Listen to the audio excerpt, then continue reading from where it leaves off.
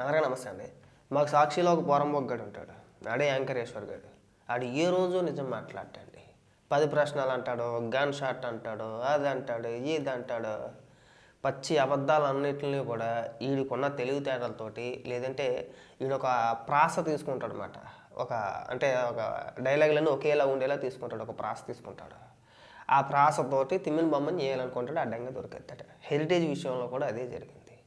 వీడు ఎన్ని విధాలుగా విషప్రచారం చేయాలో అన్ని విధాలుగా విషప్రచారం చేసాడు. దాదాపు ఇంచుమించు 2 రోజులు డిబేట్ పెట్టాడండి ఈ హెరిటేజ్కి సంబంధించి. లేదంటే ఇందాపూర్ డైరీ అని ఏదో రకంగా హెరిటేజ్ సంస్థదే ఇందాపూర్ కూడా చంద్రబాబు నాయుడు గారు సొంత కంపెనీ అని చెప్పే ప్రయత్నాలు చేశారు, చెప్పారు కూడా.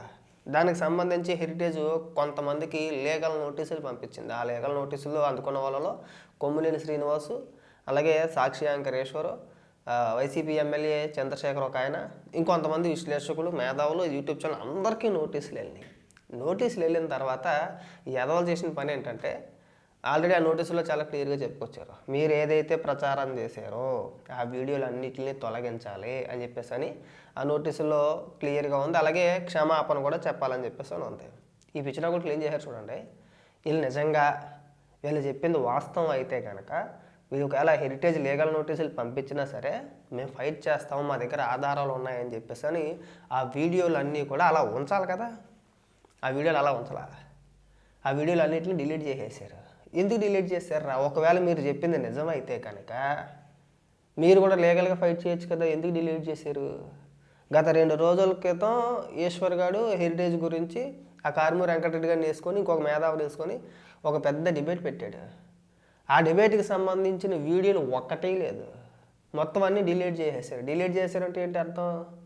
మీరు చేసిన విషప్రచారం అనే కదా. ఏరా ఈశ్వర్గా కడుపుకి అన్నవా తినేది గడ్డ, నువ్వు చెప్పు నాకు. ఏదో మన ఆఫీస్ నుంచి మన పైనుంచి స్క్రిప్ట్ వచ్చింది కదా అని అడ్డగోలుగా వాదించడం తప్పితే నీ దగ్గర ఏమైనా సబ్జెక్ట్ అంత ఉంది ఏంట్రా? అడ్డగోలుగా వాదించడం, అడ్డగోలుగా మాట్లాడడం, విషప్రచారం చేయడం. ఇవాళ లీగల్ నోటీసులు వస్తే భయపడి లింకులు డిలీట్ చేసుకొని, వీడియోలు డిలీట్ చేసుకొని, ఎక్కడొక్కడ మనం మాట్లాడిన వీడియోలు బయట పడుకుంటే ఇవన్నిటిని డిలీట్ చేసుకుంటూ వస్తున్నారు. ఆ కొమ్మినేని శ్రీనివాస్ వీడియోలు కూడా కొన్ని డిలీట్ చేశారు, కొన్ని ఉన్నాయి దొరకలేనట్టుంది, అవి కూడా డిలీట్ చేసేస్తారులే. చేసేవన్నీ విషప్రచారాలు. మిమ్మల్ని అందుకే అనేది వైసీపీ కుక్కలు అని ఊరికే అనట్లా. మీరు జర్నలిజం ఇట్లా చేస్తున్నారు, వైఎస్ఆర్సీపీ పార్టీకి చేస్తున్నారు. ఎందుకంటే సాక్షి ఛానల్ ఏమి బయట వాళ్ళు ఎవరిదే కాదు, జగన్మోహన్ రెడ్డిదే. అందులో పనిచేసే మీరు వైసీపీకి భజన కాకపోతే ఇంక దేనికి భజన చేస్తారో? అలాగని చెప్పేసి ఏది పడితే అది మాట్లాడితే లీగల్గా ఎలాగో దొరికేస్తూ ఉంటారు. అర్థమైందా? ఇప్పుడు మీరు క్షమాపణ చెప్పాలి, లేకపోతే లీగల్గా మీ పని క్రిమినల్ చర్యలు తీసుకుంటామని చెప్పేసి హెరిటేజ్ సంస్థ ఆ నోటీసులో చాలా క్లియర్గా పేర్కొంది. దీని మీద ఒక డిబేట్ పెట్టవచ్చు కదా. నీకు మొన్నే కదా ఇచ్చారు నోటీసులు, నిన్న ఉదయం మొన్న అనుకుంటా, రాత్రి దాని గురించి డిబేట్ పెట్టలా. చంద్రబాబు నాయుడు గారు అట షూ వేసుకొని ఫోటోలు పట్టుకున్నారని ఒక డిబేట్ ఒకటి పెట్టుకొచ్చేసాడు. మరి జగన్మోహన్ రెడ్డి వీడియోలు వైరల్ అవుతుంది, మరి దాని గురించి ఏం మాట్లాడుతూ? మీ ఎమ్మెల్సీలన్నా కౌన్సిల్లో షూ వేసుకొని చెప్పులు వేసుకొని వెంకటేశ్వర స్వామి ఫోటోలు అక్కడ ప్రదర్శించేశారు కదా, మరి దాని గురించి ఎందుకు మాట్లాడట్లేదు? సిగ్గేమని అనిపిస్తున్నప్పుడు ఎన్ని వద్దురా. పోనీ మీ నాయకుడు అదే మీ ఓనర్ని జగన్మోహన్ రెడ్డి అసెంబ్లీకి ఎందుకు వెళ్ళట్లేదో దానికి సమాధానం చెప్పండి. మాట్లాడితే ఏమంటారంటే ఎమ్మెల్సీ కౌన్సిల్లో తెలుగుదేశం పార్టీ ఎమ్మెల్సీలు కావచ్చు, మంత్రులు కావచ్చు భయపడిపోతున్నారంట. అదేదో అసెంబ్లీలో జగన్మోహన్ రెడ్డిని పంపించవచ్చు కదా అసెంబ్లీకి. అసెంబ్లీలో చచ్చి పెడతారు కదండి, అసెంబ్లీలో మాట్లాడతారు కదా. అలా వెళ్ళారు. మళ్ళీ ఇక్కడికి వచ్చి పనికి మళ్ళా డచ్చా కవర్లు అన్నీ చెప్పాలి. ఇక్కడికి వచ్చి జనాలు అంత పెచ్చోళ్ళు కాదు, అంత ఎర్రోళ్ళు కాదు. తిరుమల కల్తీ వ్యవహారంలో ఎవరు ఏం చేశారు, ఎంత తినేశారు, అప్పుడు క్వాలిటీ ఉండేదా, ఇప్పుడు క్వాలిటీ ఉండేదా, మీ హయాంలో క్వాలిటీ అంటే జగన్మోహన్ రెడ్డి హయాంలో తిరుమల ప్రసాదం ఎలా ఉంది, ఇప్పుడు ఎలా ఉంది అనేది భక్తులకి ప్రజలకి ఒక క్లారిటీ ఉంది. వాళ్ళే వీడియోలు రిలీజ్ చేస్తున్నారు, ఒకసారి చూస్తాగలడు వెళ్ళి. సోషల్ మీడియా నిండా సామాన్యులు మాట్లాడిన మాటలు ఇవాళ వైరల్ అవుతున్నాయి. గతంలో ఈ లడ్డు కానీ ఈ ప్రసాదాలు కావచ్చు నాణ్యత లేకుండా ఎలా ఉండేవి అనేది వాళ్ళ మాటల్లో వాళ్ళే చెప్తున్నారు. ఒకటి కాదు, రెండు కాదు, కొన్ని వందల వీడియోలు సోషల్ మీడియాలో ఈరోజు వైరల్ అవుతున్నాయి. అందులోనూ ముఖ్యంగా మీరు అధికారంలో ఉన్నప్పుడు వైవి సుబ్బారెడ్డిని ఉద్దేశించి మీ కార్యకర్తలే, మెజారిటీ వైసీపీ కార్యకర్తలే వైవి సుబ్బారెడ్డిని ఉద్దేశించి ట్యాగ్ చేస్తూ లడ్డు క్వాలిటీ బాగాలేదు, స్మెల్ వస్తుంది, ఇంటికి వచ్చిన 2 రోజులకే పాడైపోతుంది అని చెప్పేసి చాలా స్పష్టంగా ఇవాళ కూడా పోస్టులో ఉన్న ట్యాగ్ చేసి ఎత్తే, వైవి సుబ్బారెడ్డిని ట్యాగ్ చేసి పోస్టులు ఎత్తే తనిఖీ పేరుతో వెళ్ళి నేను అధికారులను ఆదేశించేశాను, మీరు అన్నది కూడా నిజమే, కాస్త లోపాలు కనిపించినాయి నాకు అని చెప్పేసి అన్నాడు. ఆ తర్వాత కూడా మళ్ళీ బోలేబాబా డైరీకి దాదాపు 1,00,000 కిలోలు నెయ్యి ఆర్డర్ పెట్టారు పైనే. మరి దానికి సమాధానం ఎవరు చెప్తాడు? మీ అడ్డగోలు వాదన నమ్మే రోజులు పోయినాయి. గతంలో నమ్మారు కానీ ఇప్పుడు ఎవడో కూడా మీ అడ్డగోలు వాదన నమ్మడు. తిరుమల పేరు చెప్పుకొని ఈ కల్తీని వ్యవహారంలో దాదాపు 250 కోట్ల రూపాయలు తినేశారు. చిన్నప్పనికి వైవి సుబ్బారెడ్డికి సంబంధం లేదంటే జనాలు ఏమైనా పిచ్చోళ్ళ? మన 38 మందిని చేర్చారు కదా, 36 మందిని 38 మందిని చేర్చారు ఛార్జ్షీట్లో ముద్దాయిలుగా. మరి వాళ్ళ పరిస్థితి ఏంటి? ప్రతి యదవని తీసుకొచ్చి ఆ రిపోర్ట్లో ఏమీ లేదంటే ఏమీ లేని దానికి ఇక్కడ 36 మంది మీద కేసులు ఎందుకు బుక్ చేస్తారండి? ఈ 38 మందిని 36, 38 అనుకోండి, ఈ 38 మందిని నిందితులకు ఎందుకు చేరుతారండి? ఏమీ లేకపోతే. కల్తీ జరగలేదు అంటున్నారు. కల్తీ జరగకపోతే ఛార్జ్షీట్లో ఆ 38 మంది పేర్లు ఎందుకు ఉన్నాయండి? ఉండకూడదు కదా.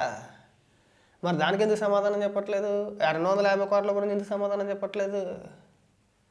దానికి సమాధానాలు చెప్పరు. మన గొర్రెలు ఉన్నాలే, మన పేటీఎం గొర్రెలు మనం ఎన్ని మాటలు మాట్లాడినా వింటారు. కేవలం వాళ్ళ గురించి ఆ ఛానల్ రన్ చేసినట్టు ఉంది. వాళ్ళు అక్కడ మాట్లాడడం, వీళ్ళు ఇక్కడ వైరల్ చేసుకోవడం, వాళ్ళు అక్కడ మాట్లాడడం, వీళ్ళు ఇక్కడ వైరల్ చేసుకోవడం. ఇవాళ లీగల్గా నోటీసులు పంపిస్తే భయపడిపోయి ఆ వీడియోలన్నింటినీ డిలీట్ చేసుకుంటూ వచ్చాడు. అయిపోయింది. మనం 2 రోజులు మాట్లాడాం, మన సాక్షి పేపర్లో రాసేసుకున్నాం చక్కగా, అయిపోయింది, ఇంకా అవసరం లేదు. ఇవాళ మళ్ళీ కొత్త టాపిక్ తీసుకుంటారు, మళ్ళీ ఏదో రకంగా మళ్ళీ విష ప్రచారం చేసేయాలి. చర్చలు ఉండవు, అసెంబ్లీకి వెళ్ళి మాట్లాడే ఇది ఉండదు. ఈడితో పాటు వెంకటరెడ్డి గడు, ఆడితో పాటు కాశ్మీరా ప్రసాద్ గడి, వీళ్ళు మేధావి వర్గం. ఎందుకు మాట్లాడతారో ఏం మాట్లాడతారో వాళ్ళకి ఒక క్లారిటీ ఉండదు. ఏమన్నా అంటే మళ్ళీ ఏడుతానికి మాత్రం ముందే ఉంటారు. కాబట్టి ఈ కల్తీని వ్యవహారంలో మీరు ఎన్ని విష ప్రచారాలు చేయాలనుకున్నా సరే గతంలో ఏం జరిగింది, ఇప్పుడు ఏం జరిగింది అనేది అందరికీ తెలిసిందే. మీలాగ చంద్రబాబుని అడిగారేమి అన్యమతస్తులను తీసుకొచ్చి టీటీడీ చైర్మన్లుగానో లేదంటే టీటీడీలో ఉద్యోగాలు ఇవ్వట్లేదు, గతంలో మీరు ఇచ్చారు, దానికి సమాధానం చెప్పండి. ఆ ఒక్కదానికి సమాధానం చెప్పండి, వేరే దేనికి వద్దు. భూమన కరుణాకర్ రెడ్డి అనే అన్యమతస్తుని తీసుకొచ్చి టీటీడీ చైర్మన్గా ఎందుకు నియమించారు, దానికి సమాధానం చెప్పండి, వేరే దానికి ఏం వద్దు. దానికి మాత్రం సమాధానం చెప్పరు. ఇవాళ మాట్లాడితే పైగా మీరు హిందువులను అవమానిస్తూ చెప్పులు వేసుకొని కౌన్సిల్లో ఫోటోలు ప్రదర్శించి భక్తుల మనోభావాలతో ఆడుకుంటూ పైగా ఏమని మాట్లాడతారండి? జగన్మోహన్ రెడ్డి అట హిందువుని ఉద్ధరించేసాడంట జగన్మోహన్ రెడ్డి. ఎలాగరా అంటే వాళ్ళు చెప్పే లాజిక్ అని చాలా విచిత్రంగా ఉంటాయి. ఎలా ఉద్ధరించేసాడు మమ్మల్ని? ఏ విధంగా ఉద్ధరించేసాడు? అసలు జగన్మోహన్ రెడ్డి ఏ రోజైనా కానీ హిందూ మతాన కానీ హిందూ దేవుళ్ళ పైన కావచ్చు ఏ రోజైనా గౌరవం ఉందా? ఏ రోజైనా గుడికి వెళ్ళాడా? తిరుమల వెళ్ళాడు కదా, కనీసం డిక్లరేషన్ మీద సంతకం పెట్టాడా?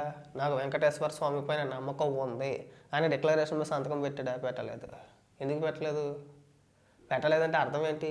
నమ్మకం లేదన్నది కదా. ఆ రోజు ఎందుకు పెట్టలేదా అని అడిగితే కొడాల నాని చేత ఏమని మాట్లాడిపించారు? ఏం గుడి ఏమన్నా మీ అమ్మమ్మ గుడి కట్టారా అని మాట్లాడిపించారు కదా. అంతర్వేదిలో రథం తగలపడిపోయినప్పుడు అలాగే మాట్లాడారు. విజయవాడ కనకదుర్గమ్మ ఆ వెండి సింహాలు దొంగలించినప్పుడు అలాగే మాట్లాడారు. విజయవాడలో రాములవారి విగ్రహం ఇష్యూ వచ్చినప్పుడు అలాగే మాట్లాడారు కదా. మాట్లాడలేదా? పైగా ఇక్కడికి వచ్చి ఎవరికండి మీరు ఉపన్యాసాలు చెప్పేది? మీరు 10 మందికి పాఠాలు చెప్తే జనాలు నమ్ముతారా? ఫస్ట్ జగన్మోహన్ రెడ్డిని ఈ కల్తీ వ్యవహారం గురించి నిజంగా హెరిటేజ్కి సంబంధం ఉందా లేదా ఈ అన్ని ఆధారాలు మీ దగ్గర ఉంటే అసెంబ్లీకి వచ్చి జగన్మోహన్ రెడ్డిని అసెంబ్లీలో మాట్లాడమనండి, చర్చ పెట్టమనండి. దానికి మళ్ళీ భయపడిపోతారు, దానికి మళ్ళీ చేత కాదు. కాబట్టి ఏంటంటే ఈ విష ప్రచారాలు ఎక్కడితో అయినా కట్టిపెడితే బాగుంటుంది. లేకపోతే ఖచ్చితంగా మీ మీద క్రిమినల్ చర్యలు తీసుకుంటారు, కేసులు నమోదవుతాయి.